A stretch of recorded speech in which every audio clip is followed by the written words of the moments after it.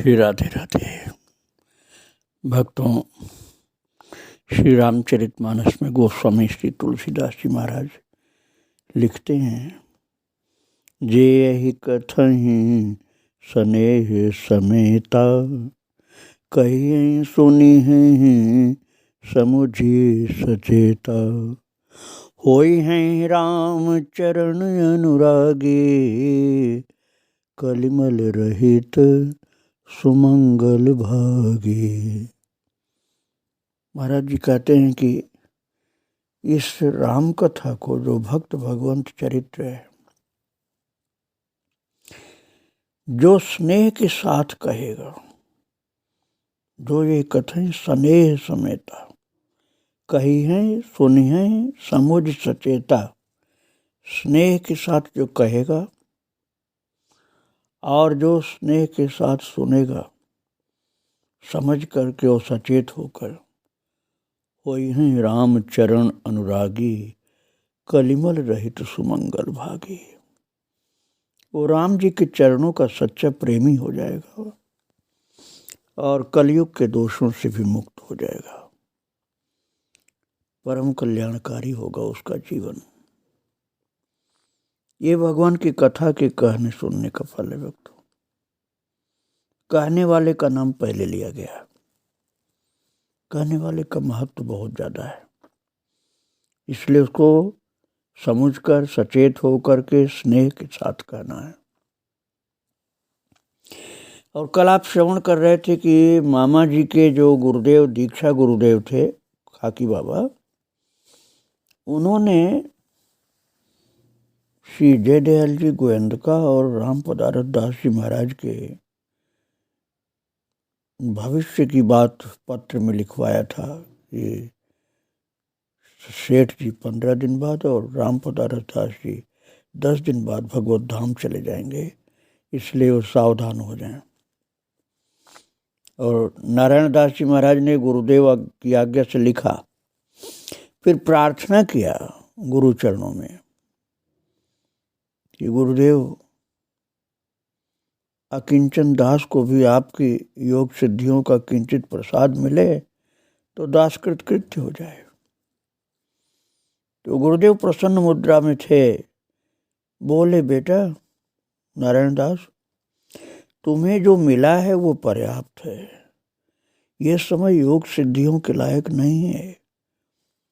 कथा कीर्तन उत्सवों के द्वारा सबका हृदय अर्थात उनका जीवन रसिक करके धन्य करो। ये आज्ञा मिल गई दीक्षा गुरु के द्वारा। और जब श्री वृंदावन धाम से गए थे जगन्नाथपुरी, तो भक्तमाल पढ़ाने वाले गुरुदेव की आज्ञा हुई थी कि जाओ भक्तमाल जी का प्रसाद वितरण करो। और उधर छोटा छत्ता आश्रम जो है,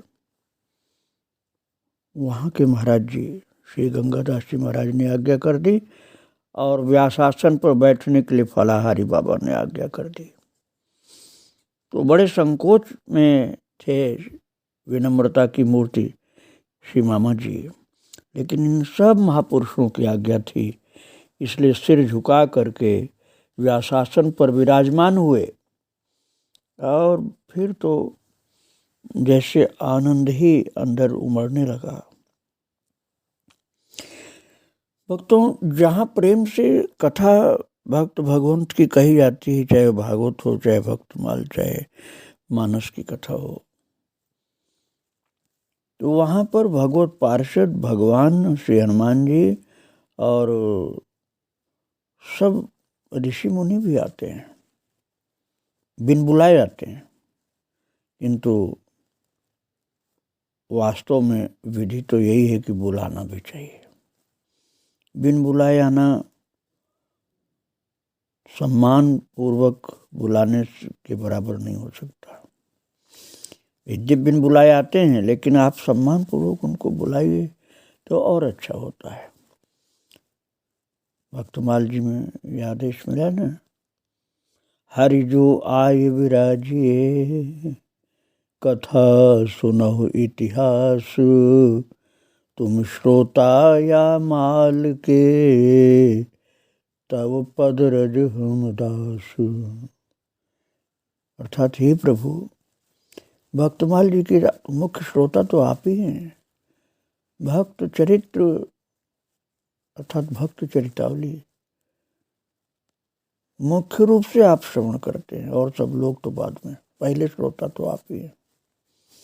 इसलिए आप आकर के विराजमान हो जाइए, कृपा करके पधारिए।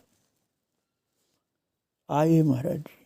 भगवान से प्रार्थना पहले करते हैं, फिर हनुमान जी और सब भगवत पार्षद भी।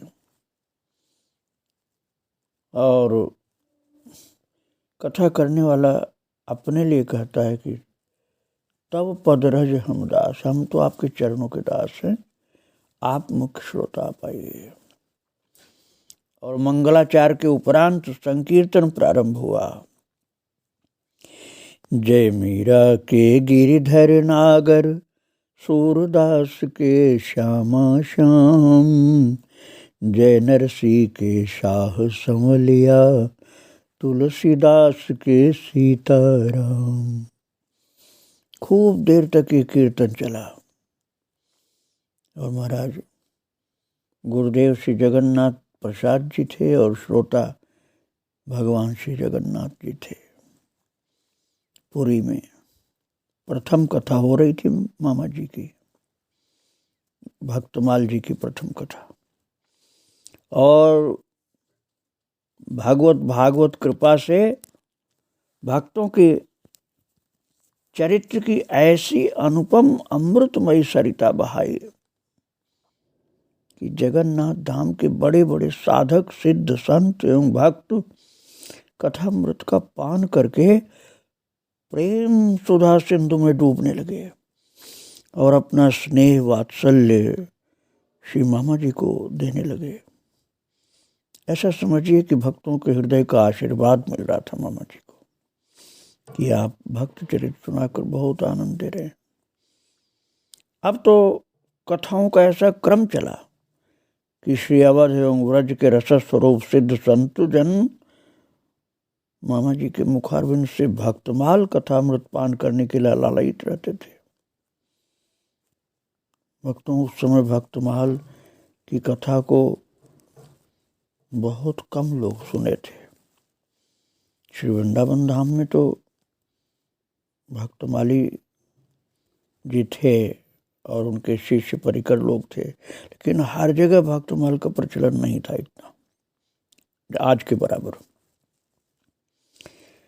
तो भक्त चरित्र रूपी प्रेमामृत को पी पी करके अष्ट प्रहर मस्ती में प्रेमी जनों को भक्तमाल कथामृत का पान कराते थे मामा जी। और कथामृत पान करने वाले जो थे लालायित हो करके प्रेम भरे हृदय से श्रवण करते रहते थे आनंदित होकर। इसी बीच संत सतगुरुदेव की कृपा के फलस्वरूप महाराज जी के हृदय सिंहासन पर श्री कृष्ण वांग्मय स्वरूप श्रीमद् भागवत जी का प्राकट्य हो गया और अंतःकरण में श्रीमद् भागवत जी के श्लोकों के अद्भुत अद्भुत अर्थ, भावपूर्ण अर्थ स्फुरित होने लगे।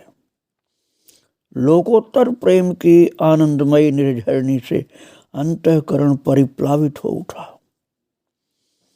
जो कहा था ना महाराज जी ने, श्री जगन्नाथ प्रसाद भक्तमाली जी ने, वो घटना सच हो गई कि भाव से तुम कथा कहो, अंदर आपके अपने आप ठाकुर जी प्रकट करेंगे सब कुछ। हृदय पटल पर प्रभु की मधुराति मधुर लीलाएं साकार हो उठी। और महाराज ऐसी कृपा ठाकुर जी अंदर करने लगे, कथा का अमृत ऐसा प्रवाहित करने लगे कि भक्तमाल की कथा के साथ साथ श्रीमद् भागवत जी की कथा सुधा का वर्षण होने लगा। संत भक्तजनों में श्रीमद् भागवत और भक्तमाल के रसिक वक्ता के रूप में मामा जी की प्रसिद्धि हो गई। शनैः शनैः यश और अब दिग्दिगंत में प्रसारित होने लगा। सरोवर में जब कमल खिलता है तो भंवरे दिग्दिगंत से अपने आप उसके पराग पान को दौड़ाते हैं। इसी तरह से जैसे भंवरे खिले हुए कमल की ओर दौड़ते हैं, ऐसे ही श्रोताजन, संत श्रोता, भक्त श्रोता अपने आप खींचे चले आ रहे थे कथा सुनने। और श्री मामा जी ने फिर तो अपने भाव भरे शब्दों के द्वारा स्वरचित गीतों को भक्तों को सुनाकर, श्रोताओं को सुनाकर भावमग्न हो जाते थे। कालांतर में श्री जगन्नाथ प्रभु की सन्निधि में निरंतर कई कथाएं हुई।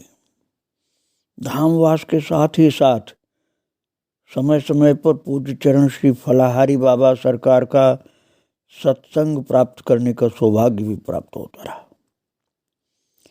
श्री फलाहारी बाबा जी ने मंत्रार्थ, रहस्यत्रय, तत्वत्रय, अर्थपंचक आदि संप्रदाय के गूढ़ आध्यात्मिक रहस्यों का प्रतिपादन कर भागवत भक्ति के पथ पर परिपक्वता प्रदान की।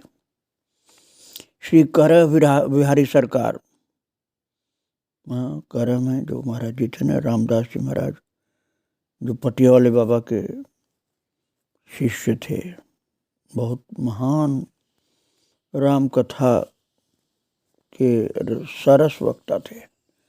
उनसे हरि बाबा भी अपने बांध पर कथा सुनते थे। ये जगन्नाथ प्रसाद भक्तमाली जी से भी और करह बिहारी श्री रामदास जी रामायणी से भी सुनते थे। तो महाराज जी रामदास जी रामायणी जी कहते थे, पक्का होना जो चाहो तो पक्के के संग खेल, कच्ची सरसों पेल के खली मिले न तेल। पक्का होना चाहते हो तो पक्के के संग रहो, अर्थात महान पुरुषों के संग रहो, नहीं तो कुछ नहीं मिलेगा। कालांतर में श्री फलाहारी बाबा जी के द्वारा तीर्थराज प्रयाग में विरक्त दीक्षा प्रदान हो गई और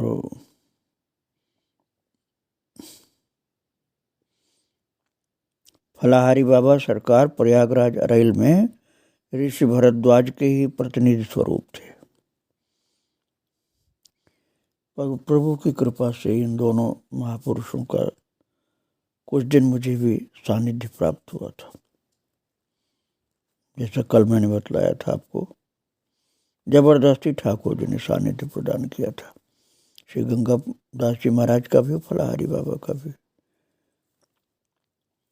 साथ साथ सुंदरकांड की व्याख्या स्वरूप मानस कथा भी प्रभु कृपा से इन महापुरुषों को सुनाने का संयोग बना था।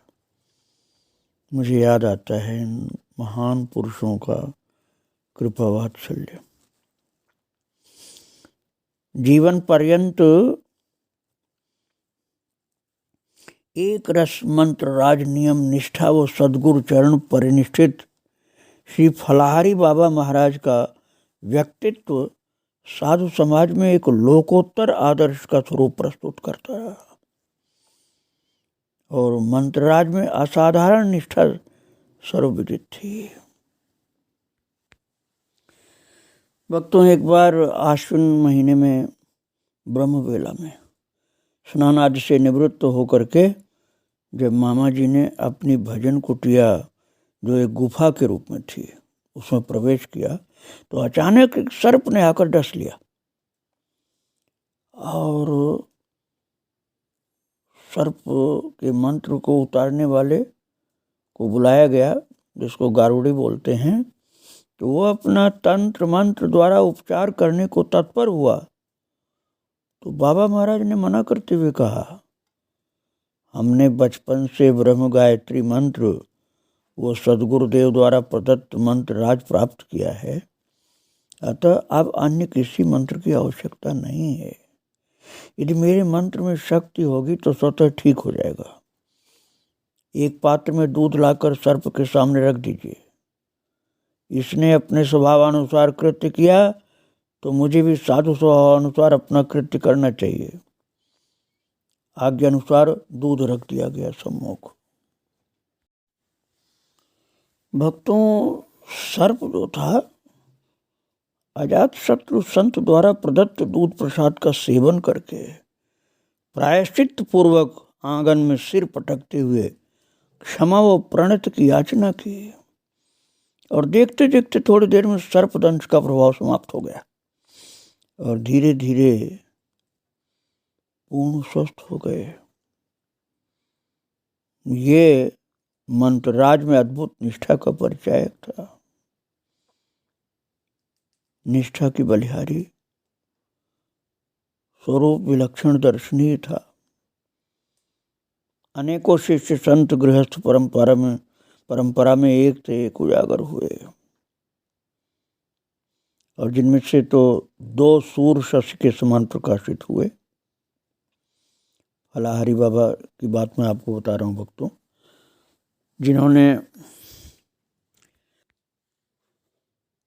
जिन्होंने मुझसे महाराज गीता जी के कुछ अध्याय कंठस्थ सुने थे।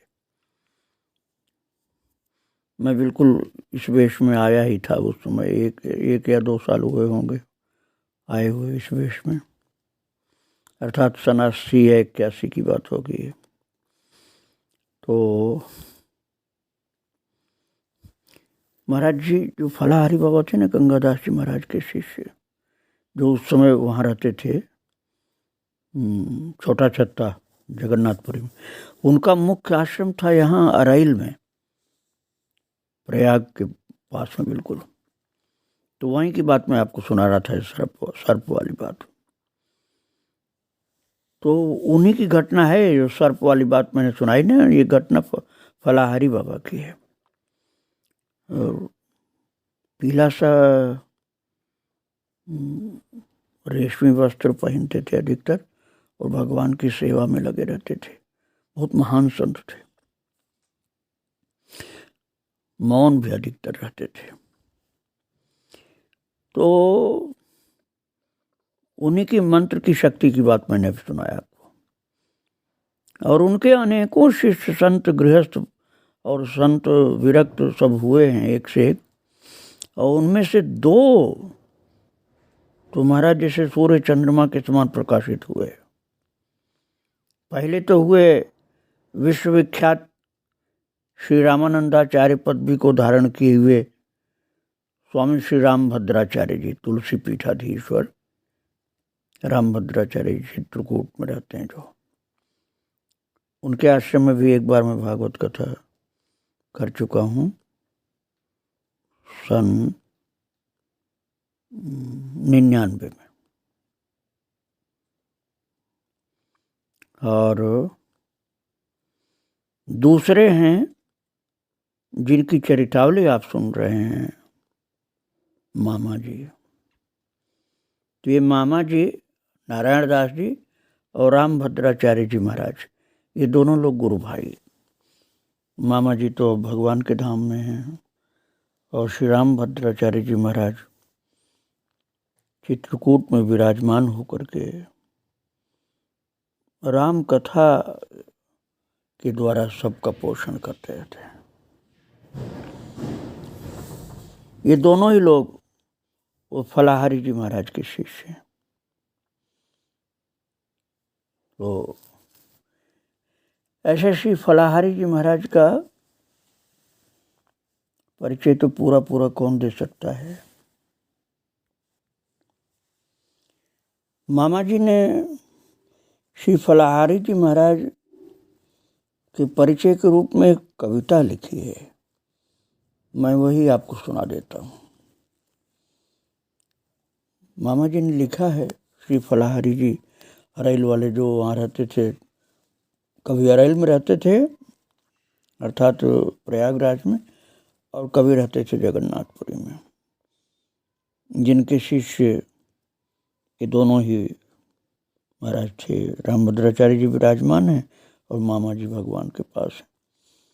तो इनका परिचय लिखा है मामा जी ने श्री श्री अनंत श्री संपन्न पूज्य गुरुदेव फलाहारी बाबा स्वामी रामचरण दास जी, अर्थात फलाहारी बाबा बोले जाते थे, नाम था उनका रामचरण दास जी। जन्मभूमि रीवा मंडलांतर्गत चौरियार, अति ही अल्पकाल जन्मभूमि पर निवास जो।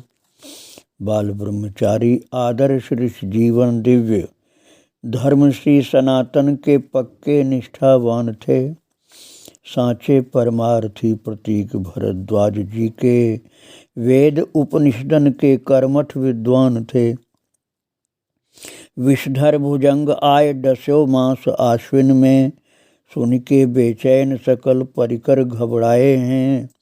गारुड़ी बुलाओ यंत्र मंत्र झाड़ फूंक करे, धीरज धराए गुरुदेव समझाए हैं। जीवन भर जपे ब्रह्म गायत्री राम मंत्र, सदगुरु कृपा ते बाल्यकाल ते जो पाए हैं। अब क्यों मन भटके अन्य यंत्र मंत्र तंत्रन में, प्रभु के भरोस हैं प्रभु के गुण गाए हैं। तो इस प्रकार से भक्तों उन्होंने भगवान के नाम और मंत्र की शक्ति प्रत्यक्ष करके दिखा दी थी। कालांतर में पूज्य श्री फलाहारी महाराज ही कृपा करुणा से श्री सीताराम विवाह का महोत्सव का विधान रचे। जो सीताराम विवाह महोत्सव होता है ना बक्सर में मामा जी का, अब भी होता है। उनके समय में तो उनकी आज्ञा अनुसार एक बार में पूरा शामिल हुआ था, तो मैंने पूरा दर्शन किया था। बड़ा भव्य होता है। तो फलाहारी जी महाराज जी की कृपा से ये प्रारंभ हुआ था। और मामा जी संपूर्ण आस्तिक जगत में रसमय भागवत भक्तमाल कथा वक्ता के रूप में प्रसिद्धि पा चुके थे। काल के प्रवाह में सबको विलीन होना ही पड़ता भक्तों। सन 1984 में पूज्य गुरुदेव श्री ज्ञान गुदड़ी वाले जगन्नाथ प्रसाद भक्तमाली जी का श्रीधाम गमन हुआ। ये बड़े महान महान पुरुष थे। मैं तो इतनी कृपा मानता हूँ भगवान की कि इन सब लोगों का दर्शन मुझको मिला। गंगादास जी का, फलाहारी बाबा का, जगन्नाथ प्रसाद जी भक्तमाली जी का, मामा जी का, और रामभद्राचार्य जी महाराज का भी कथा किया मैंने आश्रम में। और एक बार मैं परिक्रमा कर रहा था कामतानाथ जी की, कामतगिरी की, तो प्रज्ञा चक्षु श्री रामभद्राचार्य जी महाराज से उनके शिष्यों ने निवेदन किया मेरा नाम लेकर कि वो जा रहे हैं परिक्रमा करते हुए। तो उन्होंने दौड़ाए कई शिष्य मेरे पीछे, बुला के लाओ बुला के लाओ। तो मैं थोड़ा आगे बढ़ गया था, तो आए उन रामभद्राचार्य जी महाराज के शिष्य लोग, बोले कि गुरुदेव बुला, जगत गुरु जी बुला रहे हैं, आप आइए। तो मैं गया तो महाराज जी तो दोनों हाथ फैलाए अपने सीने से लगाने के लिए, लेकिन मैंने समझा कि मैं इसके योग्य नहीं हूँ, तो मैंने उनके दोनों चरण स्पर्श किए। तो उन्होंने सिर पर हाथ रखा, उससे पहले हृदय से लगाने के लिए हाथ फैलाए थे। तो जगन्नाथ प्रसाद जी भक्तमाली की बात मैं सुना रहा था, जिन्होंने भक्तमाल पढ़ाया था मामा जी को। उनका श्रीधाम गमन हुआ 1984 में। उनके कोई पुत्र नहीं था भक्तों, एकमात्र पुत्री, हो सकता अभी भी माता हो विराजमान हो, जिनका विवाह हो चुका था। अब प्रश्न उठा कि भक्तमाली जी की गद्दी कौन संभाले, शिष्य भी पुत्र ही होता है। तब संतों ने इस गद्दी के योग्य समझा मामा जी को। यद्यपि शिष्य और भी थे, किंतु चारों संप्रदायों के संतों ने मान्यता प्रदान कर दी कि मामा जी को जगन्नाथ प्रसाद जी भक्तमाली की गद्दी प्रदान की जाए। श्री निम्बार्क पीठ जगत गुरु अनंत श्री श्री जी महाराज जी, जो सलेमाबाद में अधिकतर रहते थे भक्तों, और अन्य विशिष्ट संतों ने भी मामा जी को पगड़ी बांधी तभी से आप श्री भक्तमाली नाम से विख्यात हो गए और जीवन पर्यंत एक सुयोग्य शिष्य की भांति इस संबंध का निर्वाह किया। और मामा जी की सरस भक्तमाल कथा को मात्र संत भक्त ही नहीं, स्वयं ठाकुर जी भी सुनते थे लालायित होकर, इतना भाव था। एक बार इटावा नगर में श्री भागवत जी की कथा मामा जी के द्वारा होनी तय हुई थी। 7 दिवसीय कथा का आयोजन कहाँ रखा जाए, इस विषय पर प्रबंधकों ने विचार किया कि श्री राधा वल्लभ जी के मंदिर में स्थान कम है, अतः विद्यालय प्रांगण में कथा उपयुक्त रहेगी। सभी व्यवस्था में संलग्न हो गए,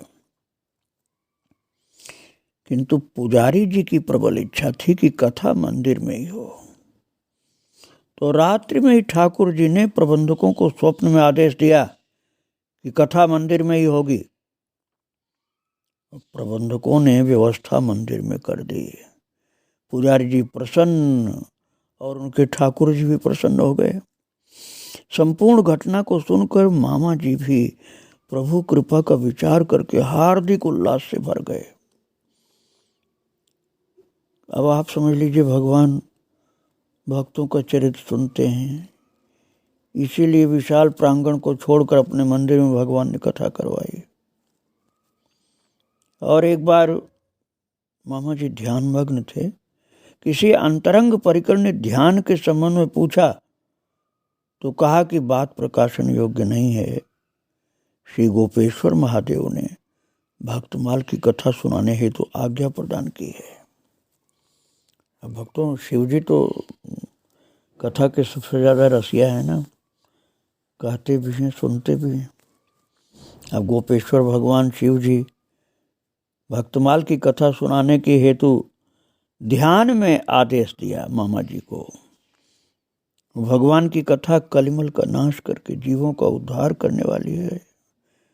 मंगल करनी कलिमल हरनी, तुलसी कथा रघुनाथ की। और गोपियों ने भी तो कहा है ना, गोपी गीत में भागवत जी में, तब कथामृतम तप्त जीवनम कविभिरीडितम कल्मषापहम। ये गोपियों का भाव कथा के विषय में कितना प्रेम भरा हुआ है। हे कन्हैया, तेरी जो कथा है ना, वो अमृत है। जो विरह में संतप्त हैं उनको जीवित रखने के लिए अमृत है।